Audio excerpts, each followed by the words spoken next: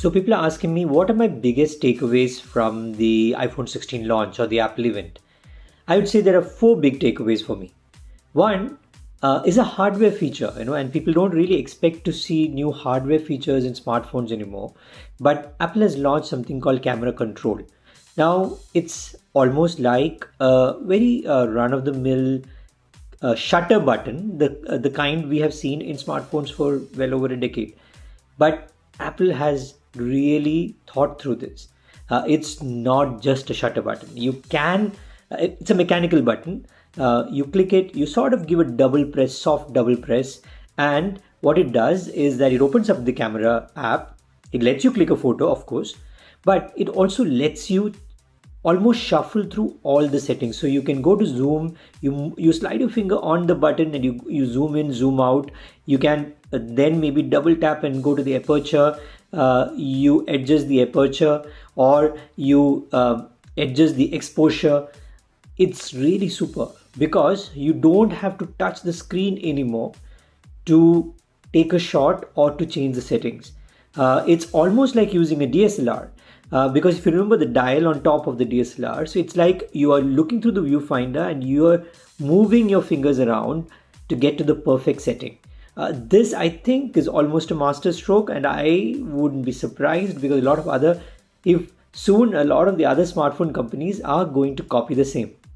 Now, let's come to the second point.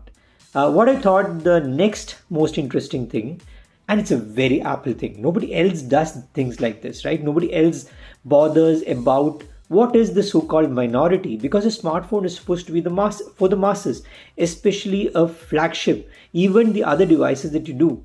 But Apple sort of packs in a lot of these accessibility features into its smartphones and devices that it has, let's say, a huge share of that minority market. Nobody else caters to them, and Apple does really well at that. So what Apple has done this time is not with the smartphone, it's actually with the AirPods Pro. A new update in the AirPods Pro.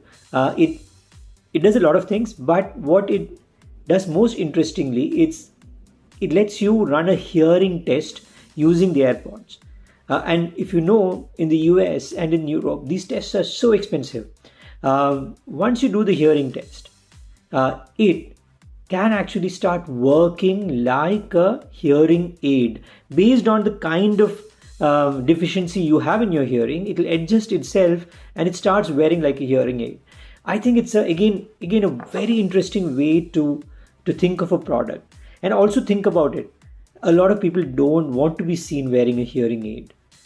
They would be fine using an Apple AirPod Pro in their ears, and they are actually using it as a hearing aid. People would not realize. People would think, okay, they are always on calls or listening to music.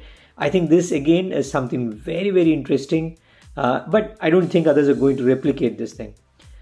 The third point for me, again, is how the third point for me again is how Apple is rolling out artificial intelligence, or what it calls Apple Intelligence, into its devices. This is maybe the only silicon to screen kind of integration. So in the iPhone 16, the A18 Bionic processor is sort of built to run these large language models on device when needed.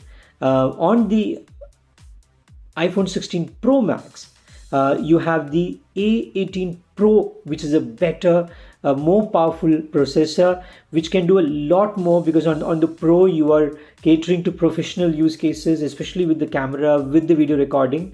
So you have a lot of other stuff happening, and nobody else is thinking of adding stuff on the hardware. But even this camera control button that we spoke about opens up a window for the AI to see using the camera and give you suggestions or identify things for you. It can even run a search on what it is running, seeing on the camera.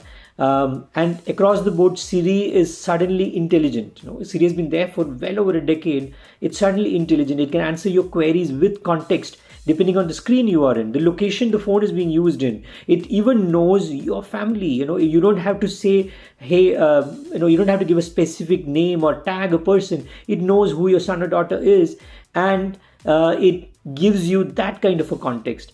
Again, a very different take from what other smartphone companies have done. And the last point is how Apple is now looking at the professional space. Here is a smartphone company which thinks it has a huge opportunity in tapping the professional space. It's almost like how the iMac or the MacBook captured the entire creative industry over the years. The iPhone Pro, or the iPhone 16 Pro Max in this case, or the Pro, has this opportunity to start tapping this entire creative space. And we are talking about high-end creativity, because the phone now gives you 4K in 120 frames per second. It even lets you record to an external device if you are into those kind of work streams, and it gives you cinematic slow motion. On top of all this is the ability to do an audio mixing of the kind you would do post process in a studio, even to change the LUTs on the video even before you're shooting or after you've done.